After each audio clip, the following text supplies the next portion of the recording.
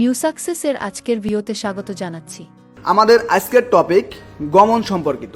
এখান থেকে আমরা ব্যাখ্যা সহকারে 10টি বাক্য সংকোচন বা এক কথায় প্রকাশ শিখব। এবং আজকের এই গমন টপিকটা কিন্তু খুবই গুরুত্বপূর্ণ, কারণ এখান থেকে কিন্তু ভর্তি পরীক্ষায় প্রায় প্রশ্ন আসে এবং এই গমন টপিকটা একটু ক্রিটিক্যাল, একটু বুঝে পড়তে হবে, নতুবা আমরা পরীক্ষার হলে আওলা ঝাওলা করে ফেলবো। তাহলে চলো শুরু করি।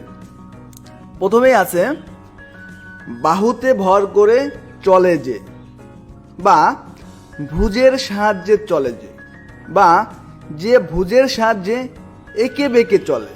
এই তিনটি বাক্য এবং এই তিনটি বাক্যের এক কথায় প্রকাশ কিন্তু একটি, ভুজঙ্গ বা ভুজক।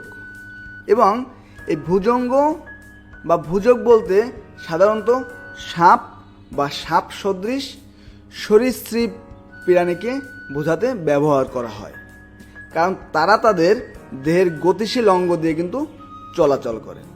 আমরা যদি একটু উদাহরণ দেখি, সাপ হলো এক ধরনের ভুজঙ্গ যা দেহ সাপটে চলাচল করে।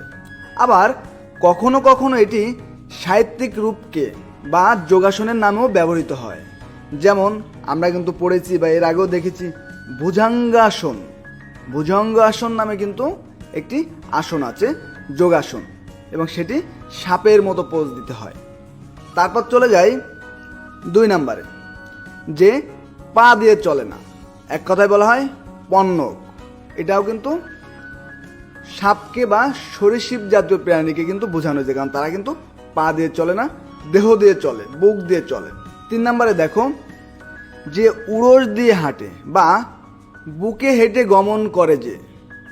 দুইটি বাক্যের একটি এক কথায় প্রকাশ। এক কথায় বলে হচ্ছে উড়ক। উড়ক মানে কিন্তু সর্প। সাধারণভাবে উড়ক শব্দটি সাপ বোঝাতে ব্যবহৃত হয়, কারণ সাপ তাদের বুক বা শরীরের নিম্নাংশ ভর করে চলাচল করে। তাহলে এক জিনিস খেয়াল করো, উড়ক, ভুজঙ্গ, বিসর্পী এরা সবাই মূলত সাপ বা সর্পজাত প্রাণী বোঝাতে কিন্তু ব্যবহৃত হয়। তারপরে আসো ইতস্তত গমনশীল বা সঞ্চারশীল, এক কথায় বলা হয় বিসর্পী। তাহলে দেখো, বিসর্পী বলতে বোঝায় যে এক জায়গায় স্থির না থেকে এদিক সেদিক সঞ্চার করে বা ছড়িয়ে ছিটিয়ে গমন করে। আমরা যদি একটু উদাহরণ দেখি, দেখো, বিসর্পী অগ্নিশিখা সব দিকে ছড়িয়ে পড়ছিল। অগ্নিশিখাকেও কিন্তু অনেক সময় বিসর্পী বা সাপের সাথে কিন্তু তুলনা করা হয়, কারণ অগ্নির যে লেলিন শিখা কিন্তু যখন দাও দাও করে জ্বলে কিন্তু এদিক সেদিক কিন্তু ছড়িয়ে পড়ে। আবার দেখো, সাপও কিন্তু একটি বিসর্পী যা নিঃশব্দে ইতস্ততভাবে চলাচল করে কিন্তু। আবার সাহিত্যে বা কাব্যে এই শব্দটিকে অনেক সময় চঞ্চল, অস্থির বা সর্বত্র বিচরণশীল অর্থও কিন্তু ব্যবহার করা হয়। তারপর আসো 5 নম্বরে, সর্বত্র গমন করে যে, বা যে সর্বত্র গমন করে, এক কথা বলা হয় সর্বক। সর্বক বলতে বোঝায় এমন এক ব্যক্তি বা শক্তি যে বা যা সব স্থানে বিচরণ করতে সক্ষম। যেমন ঈশ্বর বলি আমরা, আল্লাহ বলি, ভগবান বলি, সৃষ্টিকর্তা বলি, তিনি কিন্তু সর্বক, কারণ তিনি সর্বত্র বিচরণ করতে পারে। আবার দেখো, বায়ু বা আলোকও কিন্তু কখনো কখনো কাব্যিক ভাষায় কিন্তু সর্বক বলা হয়, কারণ তারা, বায়ু এবং আলো, তারা কিন্তু বাধাহীনভাবে সমগ্র জায়গায় কিন্তু পৌঁছাইতে পারে। তারপর 6 নম্বরে আসুন, লাফিয়ে চলে যে, প্লবক। প্লবক কাদেরকে বলা হয়? ব্যাং এবং বানর। দেখো, এই দুইটি প্রাণী কিন্তু লাফিয়ে লাফিয়ে কিন্তু চলে। হ্যাঁ, এটা একটু খেয়াল রাখলে কিন্তু তোমার পরীক্ষায় কখনো ভুল হবে না।